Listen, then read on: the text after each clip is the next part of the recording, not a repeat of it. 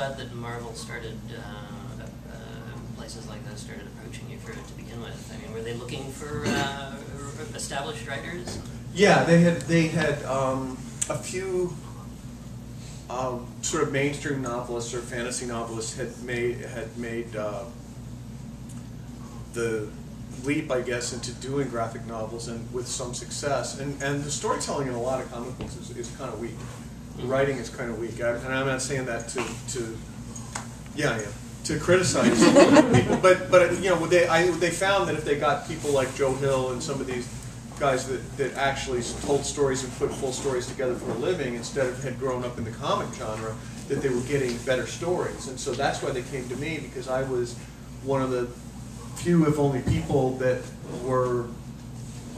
I was doing sort of adventure, supernatural stories that were funny as well. And I think they wanted that element in their comic books. They wanted, you know, I seemed to me that I seemed like a natural fit for Spider-Man, who was a superhero who was also a smartass. You know, it made complete sense to me, and they had some success with doing that. So that's how it came about. Is I think that as my books started to get a wide readership, they went, wait, maybe this guy could probably do this, and so that's how it happened. I mean, they didn't tell me that when they called, but that's sort of, if you deconstruct it, that's kind of what happened. Right. Working with an artist. I mean, the two of you collaborated on the writing, obviously, but then there's a third party involved, and the artist Jenison Rosero. How was that? How close did you actually work with the comic? Did you write the script and then give it to him, and then it was all his show from there on, or how did that work? This was one of the most bizarre experiences of our lives. We had no contact with him whatsoever. Witness protection. Yeah, literally. Like first of all, we were told he's in Singapore. Turns out he's not. You know, he's in the Philippines. Like, okay.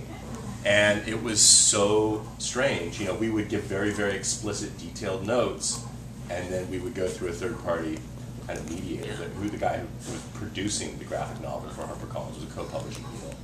And you know, I think if we'd had more direct contact with the artist, I think we're really happy with the way it came out, but I think it could have been even better. Yeah. Yeah, we talked. We were just at Comic-Con last week, and we were on a panel with other people who had done graphic novels, other novelists who had done graphic novels, and they talked about how much they liked talking to the artist. And we sat there saying, yeah, that would have been great, because we would have Jenison his natural sort of default style is manga. Right. And he would start drawing the characters with like these giant eyes and spiky hair, and that had been okay if we decided from the beginning that's the style we were going to do it in. But it was sort of realistic, you know, in the first 10 pages or so, and then it started getting more and more manga, and we would have to, through this mediator, this packager, we'd go, you know, he needs to dial it back before it's, you know, the whole page is nothing but eyes and hair. It was a very slow process. It was an indirect process. There was obviously a problem in idiom. You know, there was somebody. I don't even know if Jenison Rosario speaks English. I have no idea, and I don't know if we had a, what is it, Tagalog? What's the word? Tagalog. How do you say it? Tagalog. That's what I meant. Yeah, somebody. We were not the Tagalog translators.